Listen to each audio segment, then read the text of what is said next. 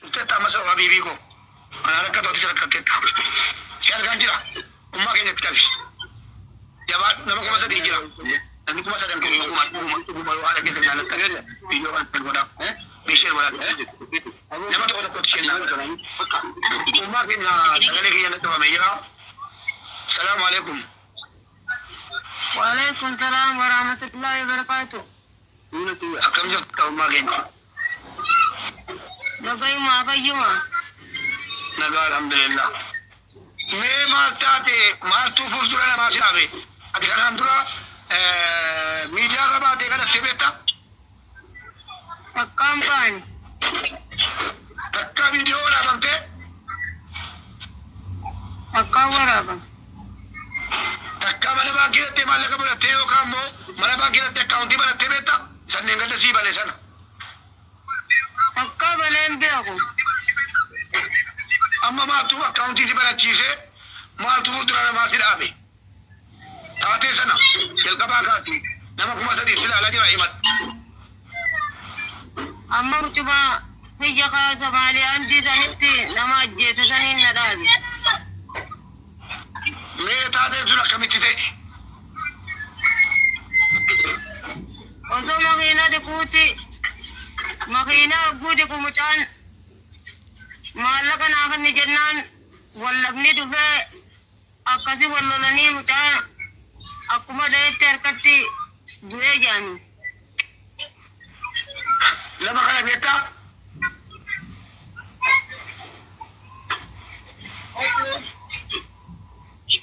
Foto kana beta.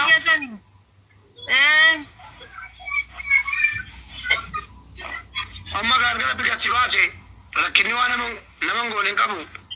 Eenyu si gargara to yeroo dijatu. Eenyu si gargara. Mutuma kanaan na gargaara malee nama biraan qabu. Mucaa keeti gargaaru. Amma mana hidhaa jira jechuudha. Mana hidhaa jire. Mee Oromootti maal laammatta? Oromootti wanni dhaammaddu isuma kana naa baasaa nas beesa. Bakka kun uummanni Oromoo si dhagaa jira. Yaada kee dabarfatuuti. Ol seenanii waan jedhe jedhan walumaan nageenya. Amma Oromootti maddu kalaas. Itti maddu. Isin malee qabu yaalmaan Oromoodha. Arraan tana na baasaadha. Mucaa kiyya kana lubbuun haadha qabaadha anja. Egaa obboleewwan keenya haati keenya kuni nyaamaa ulee milkaa ba'e taate ilma si gargaaru. Waa'ee akkaawuntiin amantanus dhiiftanus hin boo'inaa jala deemtanii cufamaadha tiktookiin. Miutii godhaa jiru. Miutii godhaa komentii cufina.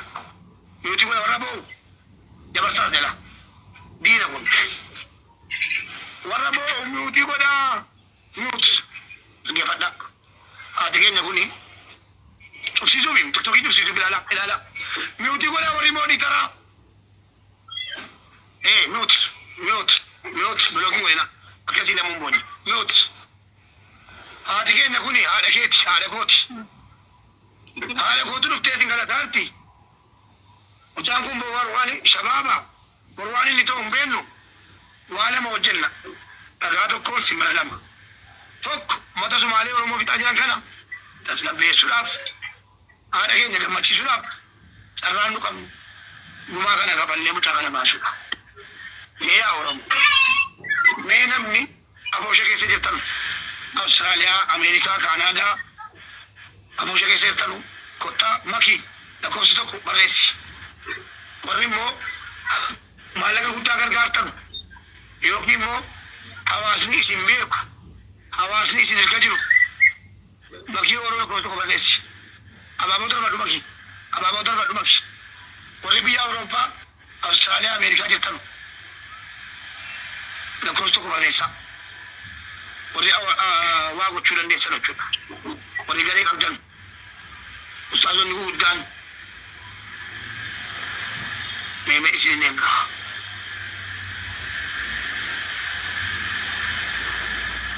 Hundi keessa lakkoofsa tokko barreessina. Warri haala keenya kanaaf furmaata gochuu dandeessan uummanni Oromoo Awustiraaliyaa gurubbii qabna.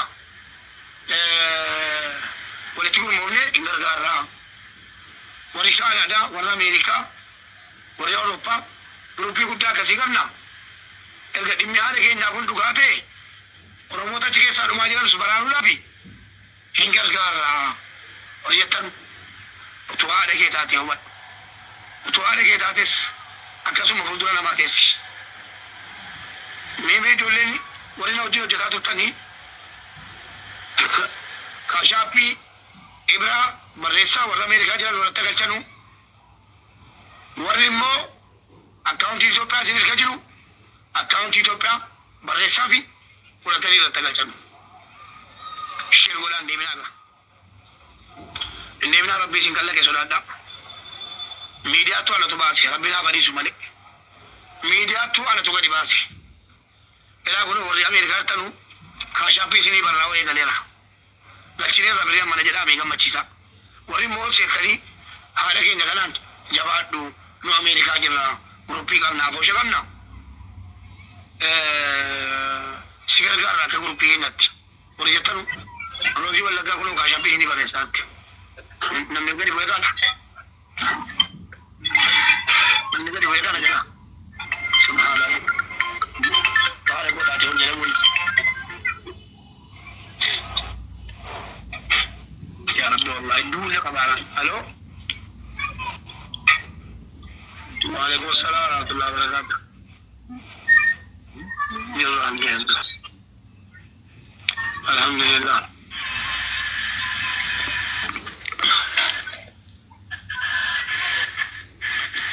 من لاعبين رجل من لاعبين وعليكم السلام ورحمة الله وبركاته.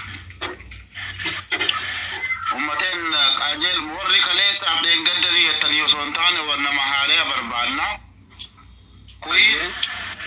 كوين أميرة دولار ديبا ما شاء الله. نموت هارا بربالنا نمني هارا بالفايل نياتي Oromoo shirkoo haadha teessantu fillafiitii keessan bahee haadha teessantu giddaa keessan dhaabbatee ilma keenyaa baraaraadha arti. Oromoo shirkoo Oromoo birra leenii harkatti jazaa birra leenii harkatti shirkoo Oromoo shirkoo haadha teessantu giddaa keessan ejjataa jira. Shirkoo haadhi keessanuu. زمزم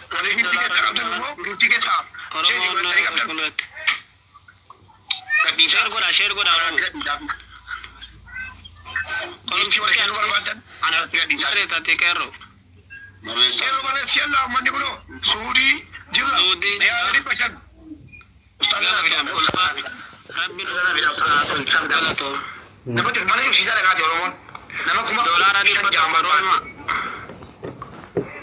Rama dolar di bawah kaşapi bulu Rama follow sih dia bisa jira. Follow dia boleh ambil kita new Steven dia bisa kaşapin Ibra aja demu.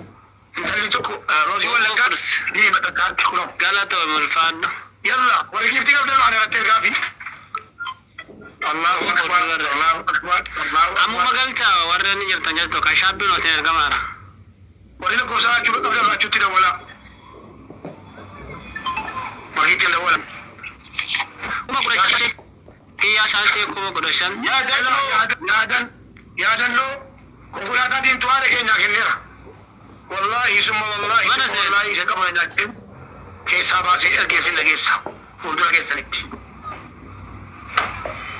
ummaa kiyya maallaqa 5,000 si ergeessin abaabattee waa hin baaban maal garaadha ofii keetii yuudhu maal akka deengaddaara Bulik yang Yusufin jiru dia mah bahasa di komisan biasanya anak sini lagi dolar ni bahasa di lebih kuma di demi turbawan ke kia shashe kita masuk hujan ini sifaner kia kuda shan jara ni tha kia shashe kaise baba ya shashe kumashan ati ke jara che wallahi akala ni malla dolar akka counting banamen Beriin kuma shan galee jira gaafadha maqaa Abdul Salaamiin dhiyeessiin jedhan.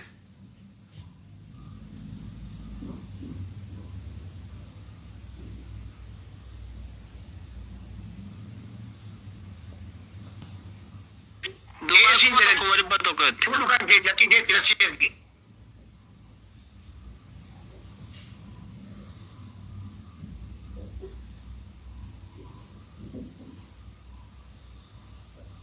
Kun kan kee jakkii kee sila si erge. Mucaa keetii illee ergeera.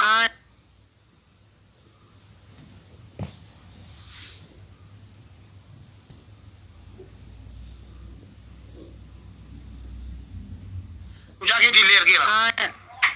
Mucaa kee illee si gargaareera. Mucaa keetii ammas si gargaara. Mubeef yookiin nam lakkoofsee qabdan risiitii mube irratti natu isinii sheer godha. Dhugaa lubbuu haadhateetii tana baraaruuf yookiin immoo obboleessa keenya kana dhaqqabachuuf akkaawuntii qofa shutii kaafadhu deebi waan qabdu irra galchiitii deebi. Kan biyya biraa jirtanillee dhaqaatii jechuudha. Dhaqaatii irra galchaatii galcha jedhaatii. Giftii kennamaan kuni haadha keenyaaf garuu kan isaan irratti hin erginaa. Yaada ulfaadhu. Warri giftii galatoomi yaadannu. Warri bifa giftii qurxummii namaa fi konkolaataa 5,000, 7,000, 12,000 kennee kee yaadannoon. Onoodha. Mee qurxummii tokko kenname. Eeggasiin hin jennaan. Mee qurxummii tokko akkuma yaadannoo kana qurxummii tokko kenname warri giftaroonni. Waa biraa dhiisaa konkolaataa diimtuu leenca dhiisaame. Haadha keenya kana gammachiisa. Baaseen ifaan ifatti ilaa maallaqni agarsiis. Miiliyoonni waraabaan jira waan ta'eef gadhiisa. Tokko tokkoon baasee walitti qabee ergee Sheer godha Oromoo sheer godha hundi keetuu sheer godhime. Muktaar galatoomi. Ana irratti ergaa geetti isii irratti miti. Baafachuu dandeessu. Ana irratti ergaa. Naftu baasee ergaa fi miiliyoona walaa doolaa 500 kan kenne uummata Akkabii kun 50 baasa. ofii gargaaree gargaaraas ni jedha.